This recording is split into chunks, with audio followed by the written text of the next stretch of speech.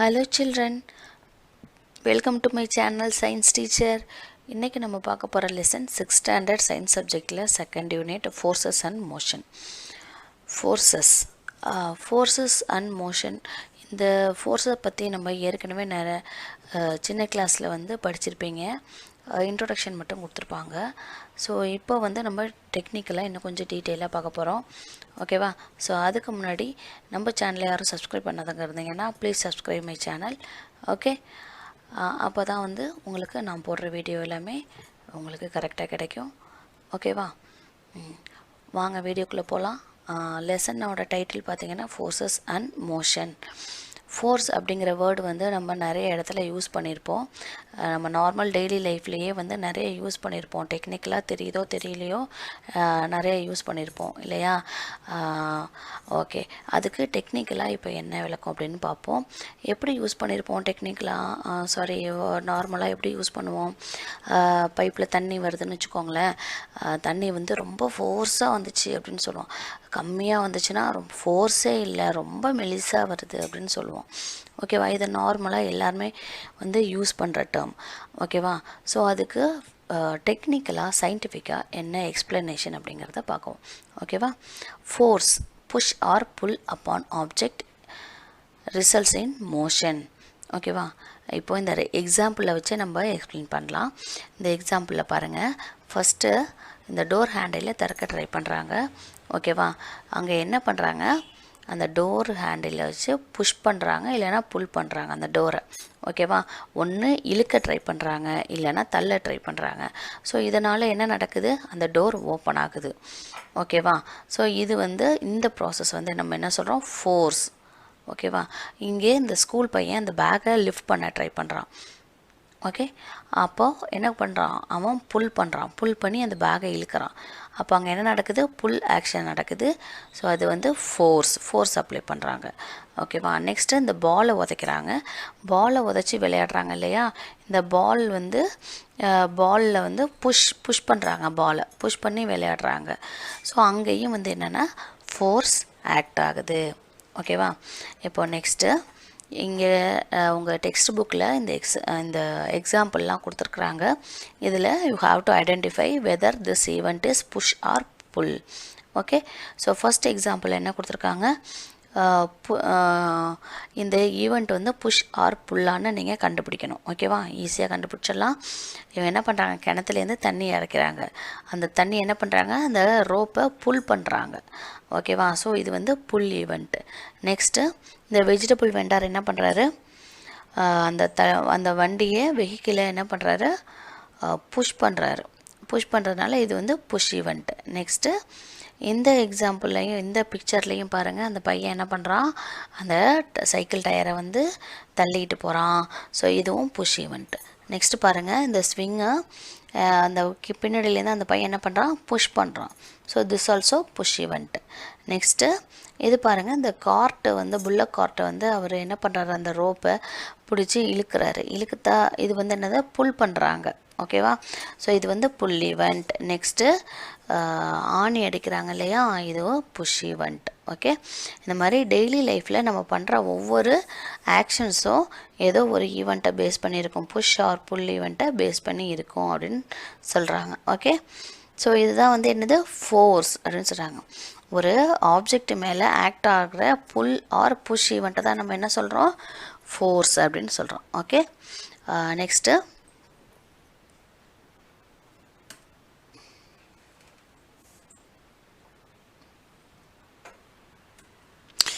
Next பார்த்தீங்கன்னா motion when there is a change of position of object with respect to time then it called motion. If it remain stationary it is called rest. இப்போது இந்த table மேலே ஒரு book வச்சுருக்குறாங்க. இந்த book வந்து ரெஸ்ட்டில் இருக்குது இல்லையா?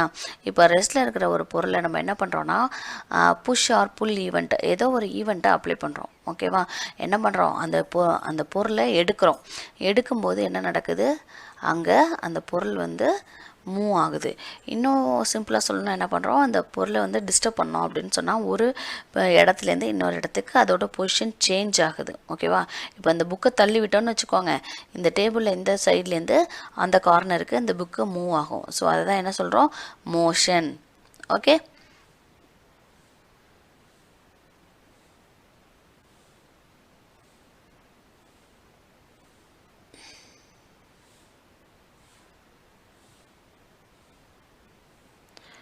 நெக்ஸ்ட்டு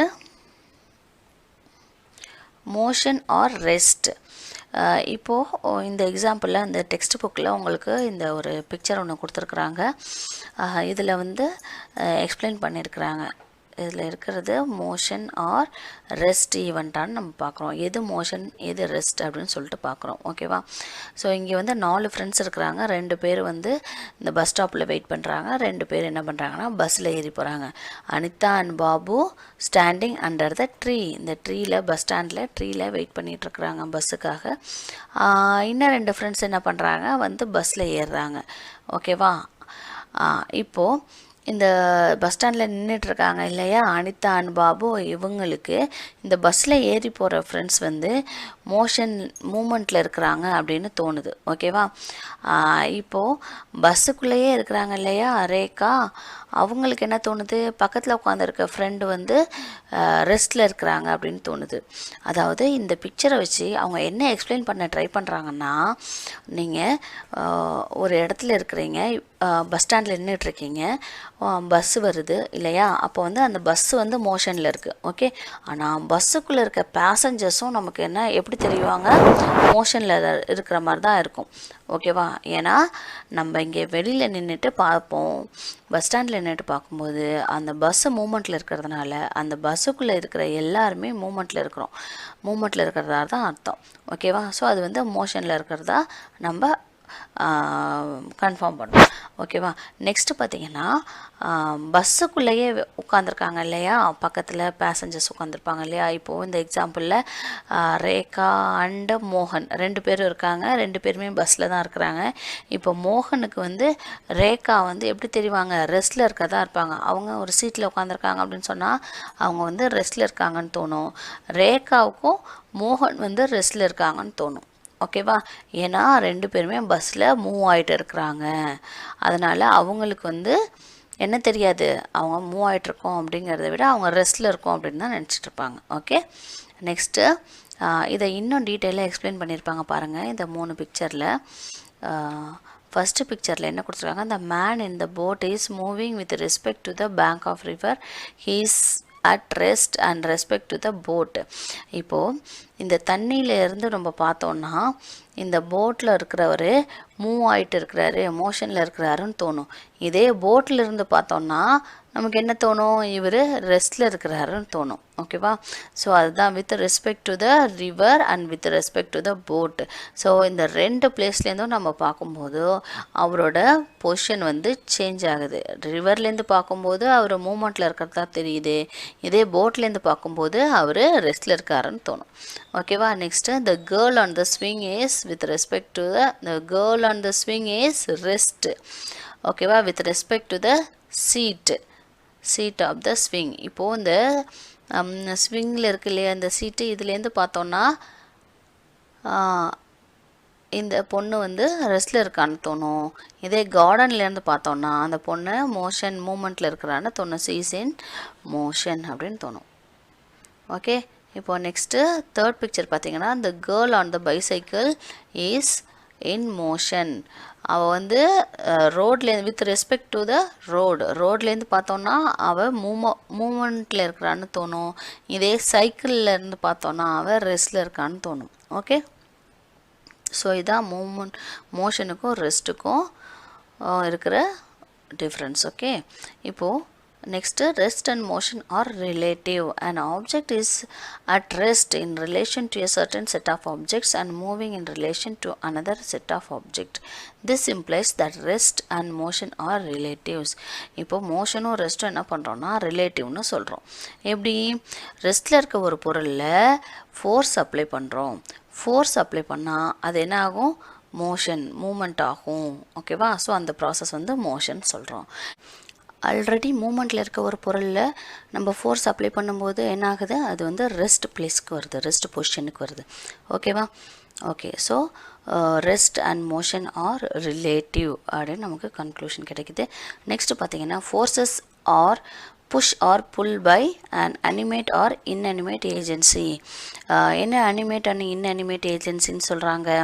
ஸோ இந்த ஃபோர்ஸ் நடக்குது இல்லையா, இந்த ஃபோர்ஸ் அப்ளை ஆகிறது வந்து மேபி அனிமேட் ஃபேக்டரால் இருக்கலாம், இல்லை இன்அனிமேட் ஃபேக்டரால் இருக்கலாம். அனிமேட் ஃபேக்டர் அப்படின்னா ஃபார் எக்ஸாம்பிள் இப்போ வந்து நம்ம ஒரு பையன் வந்து பாலை கிக் பண்ணுறான், ஓகேவா. ஸோ அப்போது இப்போ அந்த பையன் ஹியூமன் வந்து என்ன சொல்கிறோம்னா அனிமேட் ஃபேக்டர்னு சொல்கிறோம். இது மேபி அனிமலாக இருக்கலாம், வேறு எந்த மனுஷங்களாக இருக்கலாம், யார் வேணால் இருக்கலாம், ஓகே, பேர்ட்ஸாக கூட இருக்கலாம். ஸோ அதை வந்து அனிமேட் ஃபேக்டர்னு சொல்கிறோம். இன்அனிமேட் ஃபேக்டர் அப்படிங்கிறது என்னென்னா இப்போது காற்றடிக்குது, அந்த காற்றடிக்கிறதுனால மரத்துலேருந்து இலை கொட்டுது, இல்லை ஒரு வாட்டர் ரிவரில் வந்து என்ன ஆகுது, ஒரு வுட்டு வந்து ஃப்ளோட் ஆகிட்டு போயிட்டுருக்கு. ஸோ இதெல்லாம் வந்து என்னென்னா இன்அனிமேட் ஃபேக்டர்ஸில் வந்துடுது, ஓகேவா. ஸோ இந்த forces can be applied by animate factors or inanimate factors, ஓகேவா. எதுவாக வேணால் இருக்கலாம், ஓகேவா. அடுத்து ஃபோர்ஸ். இந்த ஃபோர்ஸ் வந்து 2 டைப்பாக நம்ம வந்து பிரிக்கலாம். ஒன்று என்னென்னா contact force and non contact force, okay. 2 types of forces இருக்குது இல்லையா. ஸோ ஒன்று contact force and non contact force. Contact force, a force that acts when the two objects are physically in contact with each other is known as contact force.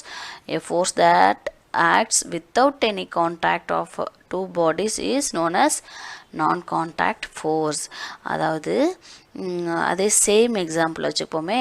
இப்போ ஒரு பையன் பாலை kick பண்ணுறான், இந்த பையன் பாலை கிக் பண்ணுறான் பாருங்கள். அப்போ என்ன ஆகுது, அவன் கால் வந்து பாலில் டச் ஆகுது, ஓகேவா. அப்போது என்ன ஆகுது, ஃபிசிக்கலி டச் ஆகுது 2 ஆப்ஜெக்ட்டும், ஓகேவா. அந்த ஆப்ஜெக்டில் அந்த ஃபிசிக்கல் டச் இருக்கிறதுனால இது வந்து காண்டாக்ட் ஃபோர்ஸ். அப்புறம் வேறு எக்ஸாம்பிள் பார்த்திங்கன்னா, இப்போது கையில் வந்து ஒரு ஸ்டிக் வச்சுருக்கோம், இல்லை வேறு என்ன சொல்கிறான், ஒரு கிணத்துலேருந்து தண்ணி இறைக்கிறோம். அப்போ வந்து என்ன பண்ணுறோன்னா அதுவும் காண்டாக்ட் ஃபோர்ஸ் தான். ஏன்னா நம்ம கயிறும் அதில் வந்து ஆப்ஜெக்டில் வந்து டச் ஆகிருக்கு இல்லையா. ஸோ அது வந்து காண்டாக்ட் ஃபோர்ஸ். ஸோ இந்த மாதிரி நிறைய எக்ஸாம்பிள் சொல்லலாம். அதில் பாருங்கள், இங்கே இன்னொரு எக்ஸாம்பிள் கொடுத்துருக்காங்க. Wind is making a flag flutter. இது வந்து இந்த விண்டு வந்து என்ன ஆகுது, அந்த காற்றடிக்கிறதுனால தான் என்ன ஆகுது, அந்த கொடி வந்து அசையுது, அந்த காற்று வந்து அந்த ஆப்ஜெக்டில் வந்து டச் ஆகுது. So that also contact force. அப்புறம் வந்து ஒரு கார்ட்டு வந்து என்ன பண்ணுறாங்கன்னா புல்லக்கு வந்து இழுத்துட்டு போகுது. ஸோ அதுவும் வந்து ஃபிசிக்கல் டச் இருக்கிறதுனால that also contact force. The type of force also called as contact force, ஓகேவா. ஏன்னா ஃபிசிக்கலாக ஜென்ரலாக என்ன சொல்ல போகிறோம், ஃபிசிக்கலாக அந்த ஆப்ஜெக்டில் வந்து டச் இருக்கும்போது என்ன சொல்கிறோம், காண்டாக்ட் ஃபோர்ஸ்னு சொல்கிறோம். அப்படி ஃபிசிக்கல் டச்சில் எதுவும் இல்லை அப்படின்னா அது நான் காண்டாக்ட் ஃபோர்ஸ். நான் காண்டாக்ட் ஃபோர்ஸுக்கு எக்ஸாம்பிள் பார்த்திங்கன்னா மேக்னட்டிசம். மேக்னெட் வச்சுட்டு நம்ம அந்த மேக்னெட்டை சுற்றி இருக்கிற அந்த ஃபோர்ஸ் இருக்கு இல்லையா, ஒரு மேக்னெட்டை சுற்றியும் ஒரு ஃபோர்ஸ் இருக்கும். ஸோ அதைத்தான் நம்ம வந்து என்ன சொல்கிறோன்னா மேக்னட்டிசம், மேக்னெட் ஃபோர்ஸ் அப்படின்னு சொல்கிறோம், ஓகேவா. இந்த magnetism is a force that acts to repel objects that have a magnetic material like iron inside them. இப்போது ஒரு பார்ட்டிக்கலில் அயன் கண்டென்ட் இருந்துச்சுன்னா அது என்ன பண்ணும், புல் பண்ணும். எது, மேக்னெட் வந்து புல் பண்ணும், ஓகேவா. அந்த மேக்னெட் வந்து புல் பண்ணும், அது வந்து ஒரு ஃபோர்ஸ், ஓகேவா. அங்கே வந்து எந்த ஃபிசிக்கல் டச்சும் கிடையாது, அதனால் அது வந்து நான் காண்டாக்ட் ஃபோர்ஸ். அதே மாதிரி இன்னொரு எக்ஸாம்பிள் பார்த்திங்கன்னா கிராவிட்டி. இப்போ நம்ம எர்த்தில் நிற்கிறோம், நடக்கிறோம், வெஹிக்கிள்லாம் இருக்குது, பஸ்ஸு போகுது, லாரி போகுது, ஃப்ளைட்டு கூட போகுது. ஸோ இதெல்லாம் எதனால், கிராவிட்டி, ஓகேவா.